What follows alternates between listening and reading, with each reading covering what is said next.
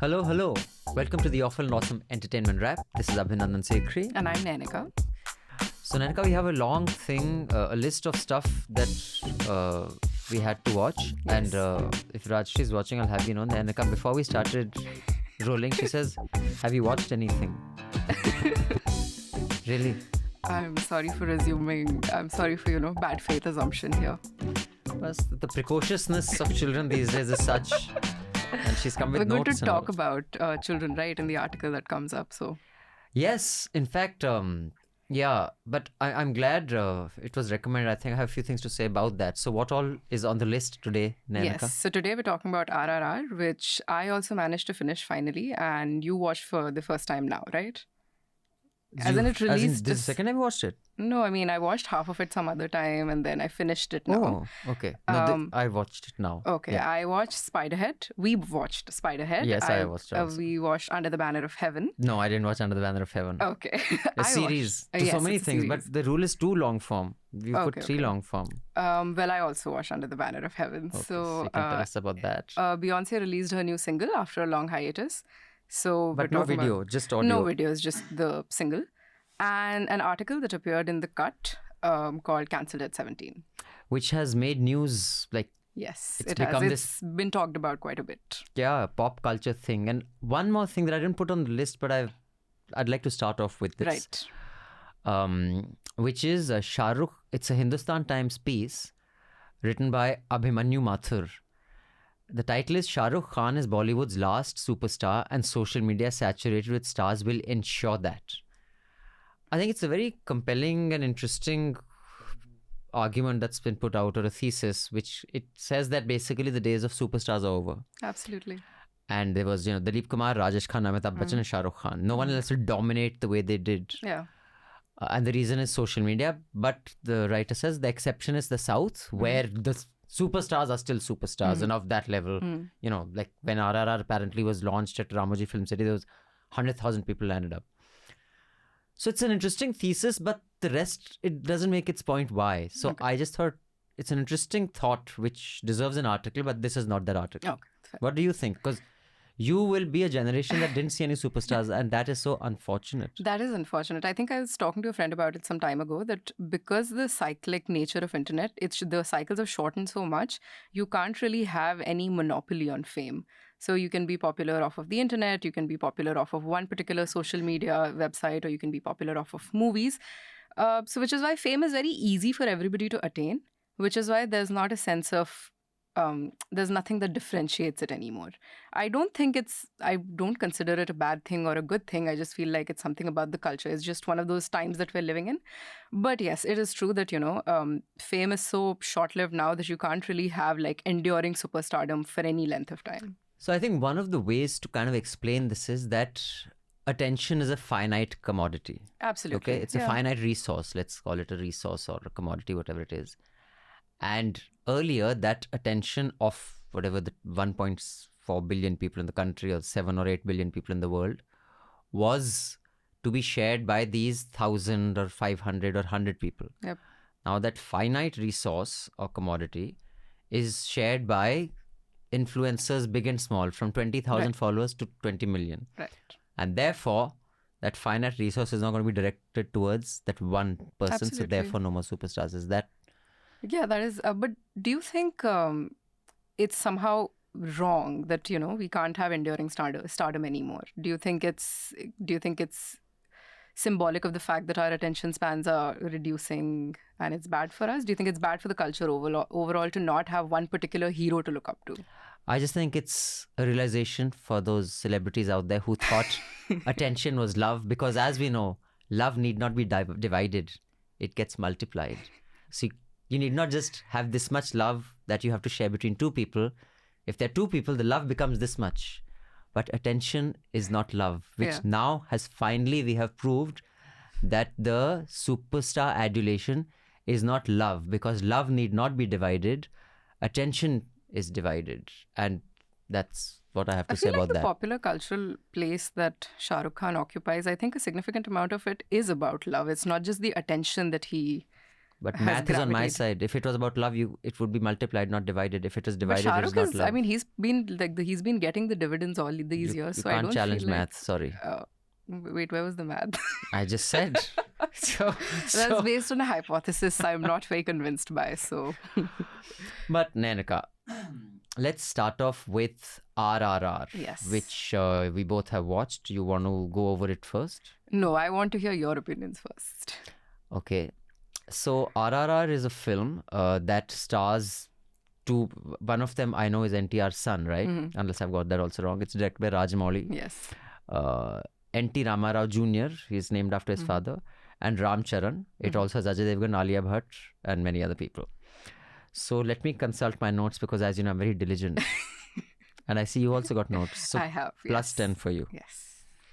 That's not in 1,000 rupees, just sure. plus 10 as in points. Yeah, XP. Goodness. Yeah. Okay. The disclaimer, first of all, I just want to read out the disclaimer of RRR, which I think is the biggest tragedy that, this demonstrates for me what is so wrong with so much in popular culture. And I seem to have lost the screenshot is black. So, while I take it out, why don't you tell us a little bit about RRR? Clearly, I'm not very organized. I'm not as organized as you. Okay, let's start with the premise of the movie. It's about these two men, and this story roughly takes place while the British Raj was still present in India. And these two men, so one of them wants to simply get back one person of his tribe that he's lost. So he decides to move to the city and try to look for his niece or something that he's lost. During this time, he befriends this man who's a police officer he's Indian, but he's a police officer with the Raj. They develop this very strong, intense friendship. And then the story proceeds as how this person really wants to be able to get his niece back, but he's unable to do so.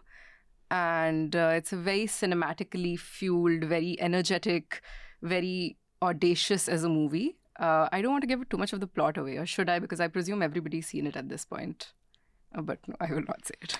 Yeah, I mean, you can give away spoilers, but she's his younger sister, the little girl. She's his she's a sister. I mean, technically they're in the same tribe, so she considers him an elder brother, I guess. Yeah. So I found it starts off with, quote, "The story of this feature film has been set in the backdrop of pre-independent India and is purely fictional. The characters portrayed in this movie, the geographical areas depicted, the incidents shown, costumes, dances, linguistic dialect and cultural attributes are fictional. This film, apart from showcasing the culture and geography of India, doesn't imitate or imply any person, whether living or dead, doesn't indicate any race, caste, creed or tribe. Any resemblance whatsoever is purely coincidental. The producer, director or the technicians of the movie have no intention whatsoever hurting anyone's sentiment or disrespecting any tradition or maligning the beliefs of any individual or group." Matlab, no individual, nothing. We don't want to piss off anyone. We are so fucking scared of making a film. Of course, the Brits who are watching this should consider not getting offended because they are shown as the most evil pieces of shit ever to have walked any planet in the universe. They are so horrible and evil that even the wife of the viceroy, whatever, is skin him alive and all that. Yeah. But it is not supposed to disrespect or hurt anyone's sentiment, individual or group. It doesn't imitate any person's geographic area, so that Adilabad is no area. The Gond tribe is no tribe. So basically, if you are so fucking scared of fucking pissing anyone off, don't fucking make a film. Because you have pissed me off. I'm an individual. By this really tutty disclaimer. So fucking 5 minus 10. So I'm very... you have felt disrespected because you've disrespected art by being such a fucking coward. So now what? I've been hurt. Tell me. Now, literally, the thing that I was going to say is what I liked about the movie was that it's audacious because it at least manages to take like some risk. Clearly not. No, I mean, of course, politically they don't want to take any risk. How but the fuck do you start a film like this? It is a disgrace. What kind of world are we living in? Yeah, it's more a commentary on the kind of, political climate we live in more than the movie itself. I saw this and I have this bad habit of reading every disclaimer that starts. I paused and I almost didn't want to watch the film. I said, fuck it, this disclaimer's put me off. Anyway, so back to the film. Yes. Point number 1, I don't know if this disclaimer is typical, but it indicates a big loss, a profound loss of the irreverence and confidence that a creative process must have. It's a profound loss, alas. Okay. My notes. What are your notes? Let's see if it's as profound. No. My notes are not as profound. I was going to talk about how, I think we're living, like, at least movies are in this age where they're just, studios are just greenlighting like remakes, or nobody is willing to take any risks. So I like the fact that this film had the audacity to be so bigger than life itself. Everything is sort of heightened. Everything is sort of exploded in a way. Everything means too much. All emotions are sort of heightened. All action sequences are too aggressive and too much. And I feel like in a time where nobody takes any risks, I feel like, this required guts. And also, like, the biggest hit of the year globally, which is Top Gun Maverick, sort of the same thing, right? Like, it manages to take risks movie-wise, even if political messaging of Top Gun Maverick was also very not up to the mark and heavily criticized. The point is, when it comes to movie making, when it comes to the story in general, it does manage to, have this sense of grandiosity that a lot of other movies are not having at that point. Maybe it's an indicator of how we're living in, like, slightly depressing times, and all art that comes out of it is a little depressed. But RRR at least manages to have some heart, which Yeah, I mean, I thought a bunch of things were right with it, in the sense that it got structure and the reveals were perfect. Okay. The reveals of the backstory of Ram. Yeah. The reveals happened at the right The time. right So intervals. clearly the person who wrote the screenplay was good at the craft of Creating a suspenseful story. and then revealing why this happens, and revealing why that happens. Yeah. So I thought that was really well good. done. Yeah. I thought the stunts were bizarre, but I guess that's a genre. The film Bizarre was but well directed. So. Yeah, the thing is, so these guys are like Captain America and Hulk rolled into one, except that they're human. So I'm not saying the Hulk is possible, but it's plausible. Yeah. RoboCop isn't possible, but it's plausible. A universe like Interstellar is possible and plausible. Here, nothing is plausible or possible. They don't give a fuck. They said this guy can fight a tiger that normally an average tiger weighs between 200 and 250 kilos. A tiger's body is entirely muscle, unless it's the Siberian tiger, which is hibernating before winter. One slap of a tiger can snap an ox's neck, so a human being is really piddly shit. But our guy can take on a tiger, just so. And not only can he take on a tiger, he can throw mobikes like they are dinky cars. So it is fuck everything. Well, in the disclaimer itself, they asked you to suspend belief, so you have to do that when you walk into the movie. But then the disclaimer is false, because Lala Rajpat Rai was a real person. Yes. He's referenced. Adilabad is a real place. Yes. So I really don't know what the fuck they were up to. So they were Terminator. So he's like the Terminator, both the heroes. So then certain bits that were, I thought, directed in the final climax sequence fight, when he becomes Ram, which was very cringe, and I'll come to that. The quiver in one shot is empty, and then the next shot is full again. I mean, well, continuity has always been a problem with movies. So. Yeah, but this is too much. So he picks up, so he goes to a temple where there's a Ram statue, and the Ram statue has a bow and arrow, and that is enough to take on an entire brigade of the British Army. It doesn't finish. And it's also the aerodynamics of the arrows are perfect. If you ever try to shoot an arrow even slightly off, it will not go straight. But this arrow that is purely for purposes of decoration is lethal killers. So in the end, I just thought that the Ram Sita thing was really pandering to a particular kind of politics the country is right now. There was the hero is Shri Ram, and because he recovers faster than Captain America or X-Men, Wolverine recover.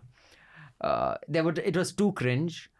I get a little embarrassed when I see films like this, because I know people who are not Indian are also watching it. Oh yeah. So yeah. I was going to talk about that. I get embarrassed for us.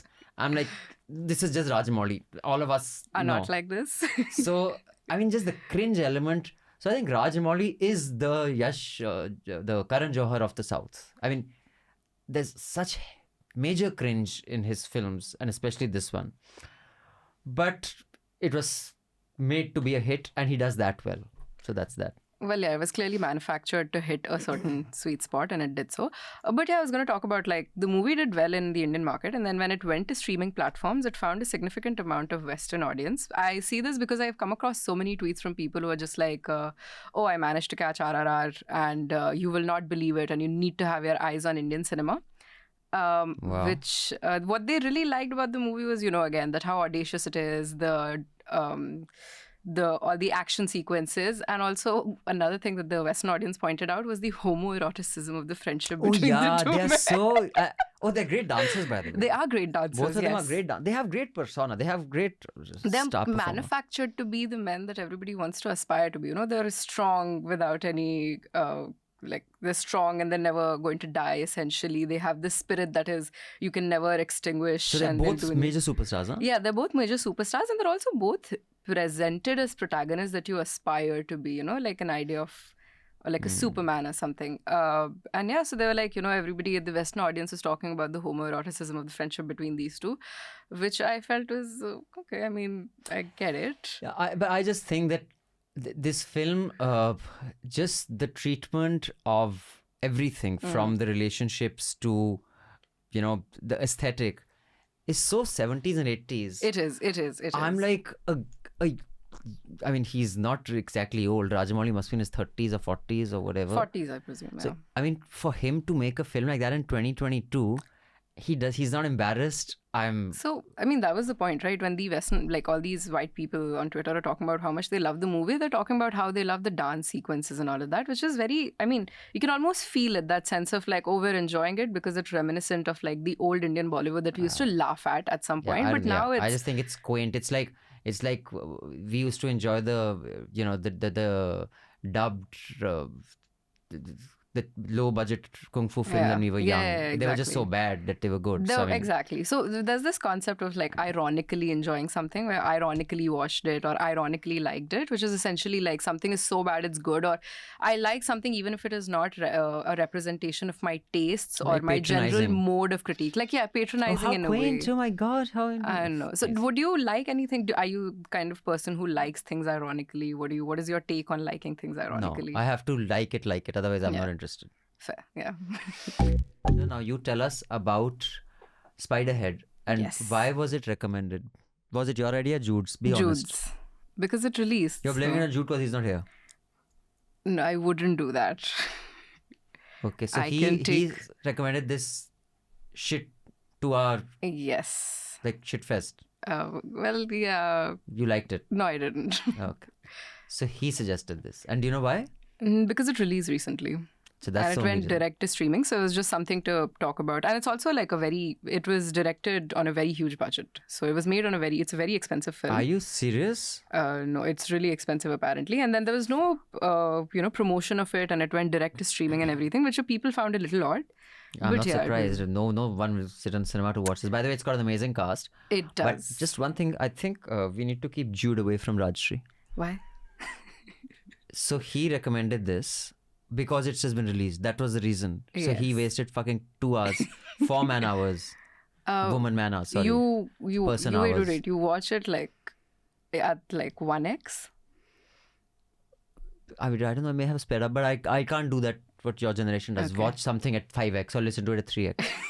It's just 3x would be too fast. So at 1.5. Because I needed to get through it to talk about it. So I was like, I'm going to finish it one way or the other. So it's a 107-minute film directed by Joseph Kosinski. The same guy who directed Top Gun Maverick. Oh really? Yes. Joseph. What's wrong? Joseph. I'm doing an Italian thing. That's not an Italian name. It's not Triviani.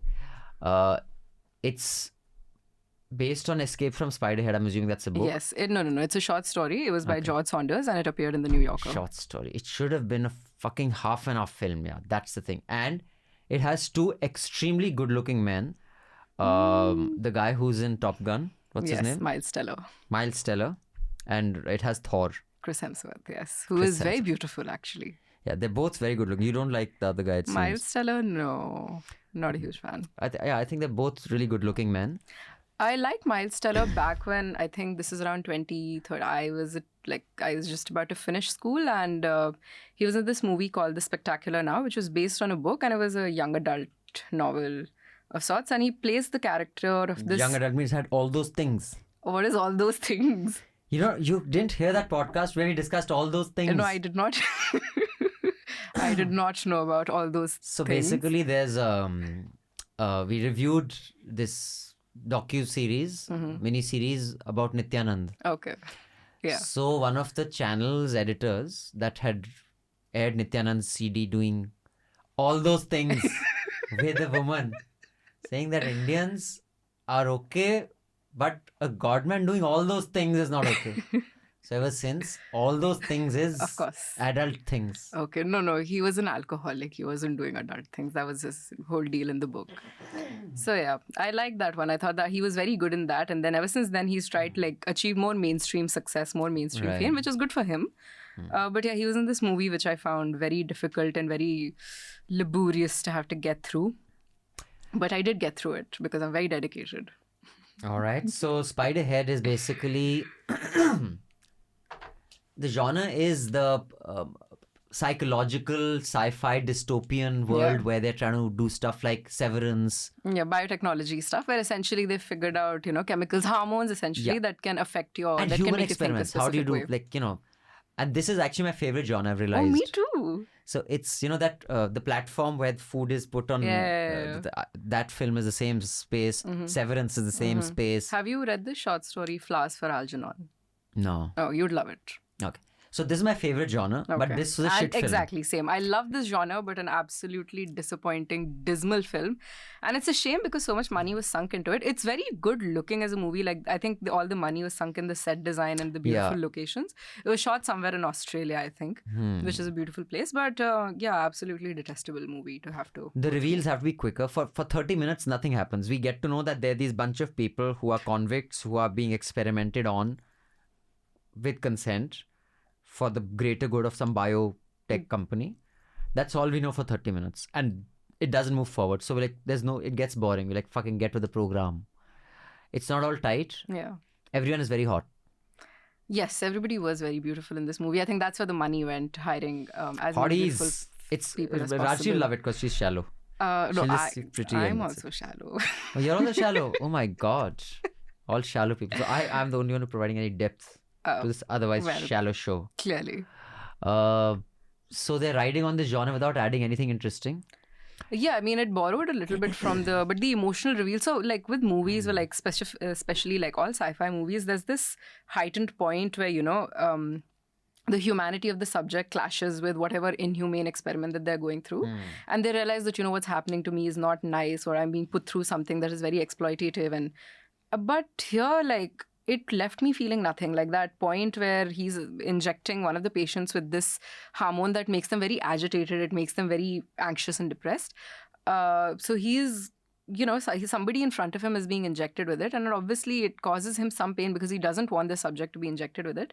But it's supposed to be, this emotional reveal. It's supposed to like ignite something in you. And it was just it left me so cold, which is not how it should be, which is a mark of like, either the story writing wasn't tight enough or like you didn't rope in your audience well enough. Also it wasn't brave enough. Like, correct, it wasn't brave enough. When they are falling in love with each other and they don't know what they're in for. Spoilers coming out. Fuck, that was a shit film. So it doesn't matter the spoilers. So when she says that I was in prison, so he loves her. She's a wonderful girl. She seems very sweet. He's in for involuntary manslaughter. He rammed a car where he killed, I think, his brother and his girlfriend. Yes, drunk driving. So that's what he's serving time for. So he has a huge guilt because he saw one of them burn in front of him in the car. He couldn't get them out. So that has traumatized him. The other girl who he's falling in love with is also in prison. And she's very ashamed for what she's there for. And she says, oh, don't tell him or he'll hate me. She's there because she was incarcerated for, again, involuntary manslaughter of a baby. She left her baby in the car while she was working. And the child died of dehydration. But I would have sympathy for that person. That person, a single working mother, has no option but to leave the baby in the car. So I think it would have been brave had they said that I threw my baby off the balcony in a drunken stupor. It wasn't brave enough. Then I would say, oh fuck, but I still love you. Okay, I'm going off on a tangent here, but some time ago I read That's this okay, article. Rajyasree does it all the time. Okay, sorry. Don't apologize. Is that supposed to be? No, There's this article I read which was essentially about this, the deaths of babies that is caused by. So America has a significant number of these cases where they leave a child in the car gets too hot, and babies' bodies are not very good at regulating temperature, so they eventually end up dying. So so this article covered like some 3-4 particular parents, and what was the aftermath of their life after this thing happened to them. And every single case where a parent is accused of manslaughter because their child died under their care, they never, if they go to court, they never ask for their punishment to be removed. They always ask to be sent to prison because the guilt on the parent weighs so heavy that they don't even try to appeal that, don't send me to prison or don't have it on my record. They want it to be because they hate themselves more than anybody else could hate them. So, and another thing, like, a lot of people have come up with technology which could eventually like warn parents that, hey, there is still some heavy presence on your car seat. Go check if it's your baby or not. But no company would buy that particular technology because they're like, if it fails someday and a child dies, even despite using this, the liability laws in America would bankrupt them. So, which makes it a very difficult problem to solve. So, it just wasn't brave enough. They should have made her do something really horrible. And then if he loves her in spite of that, then that's true love. Otherwise, it's just attention, which can go to another social media influencer, and then she won't be the superstar of his life.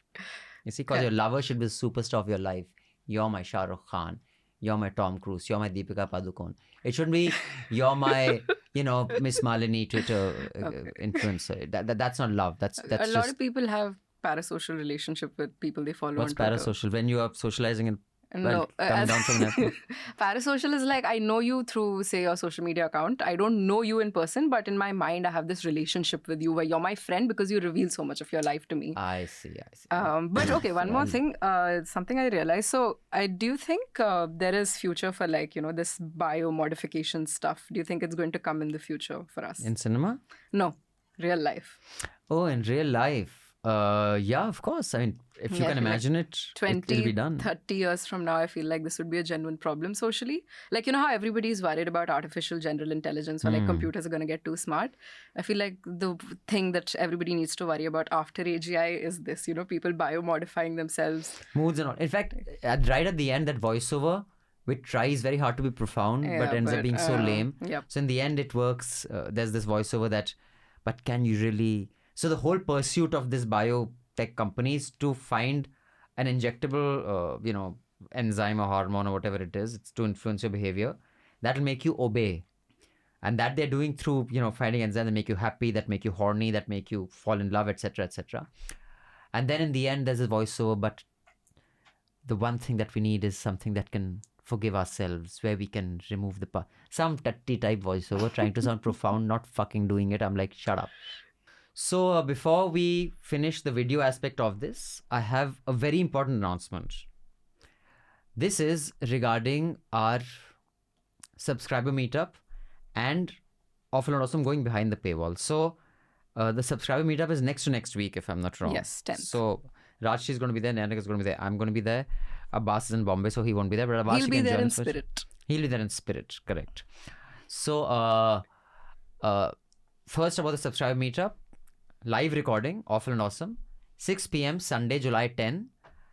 Tea and snacks followed by Awful and Awesome recording. Seminar Hall, Kamala Devi Complex, IIC, Delhi, near Khan Market. Meetup, because meetup in Delhi is long due, especially since we now have had sessions in London and Australia. Limited seats. To attend, write to subscription@newslaundry.com. I repeat, subscription@newslaundry.com. In the subject line, write ANA Live. If you bring a +1, do include that in the mail because we have limited seats. Now, importantly, Awful and Awesome is going behind the paywall. Next week onwards, all new episodes of Awful and Awesome will be behind the paywall. Last week we said this, but we want to give everyone an extra week. Why? Because you guys need to download the app. Because listening to the podcast through the app is a more clutter-free experience. Although in the beginning it was a little buggy. We've removed the bugs. So iOS and Android downloads right now put together are somewhere about 5K. Anything from 6 to 10, sometimes 12,000 people listen to this podcast. So once it's behind the paywall, you won't be able to access it. So we should get to that level of those numbers of downloads. So like I said, week after next, it will go behind the paywall. Please download the app on iOS or Android. Download the News Laundry app so that you can listen to this podcast through app because it's much easier to breach the paywall and you have to subscribe. And it has instructions of how to download the app. You can click on the show notes downstairs below this. You can go to any of the Play Store or App Store and download it directly. If you have any issues or bugs, you can email us subscription@newslaundry.com. Put app, right? Those are very important announcements that I have made. That is all for the video recording. The rest is going to be audio only, where you can listen to Nainika's much more mature and ladylike voice, where she gives us, and my youthful and full of childish innocence filled voice. The subscription model is something that keeps News Laundry afloat, but we need hundreds of thousands of people to completely transform the news ecosystem. So you pay for news, so it serves you. So click on the link with this video, subscribe to News Laundry and pay to keep news free, और गर्व से कहो मेरे खर्च पर आज़ाद है खबरें.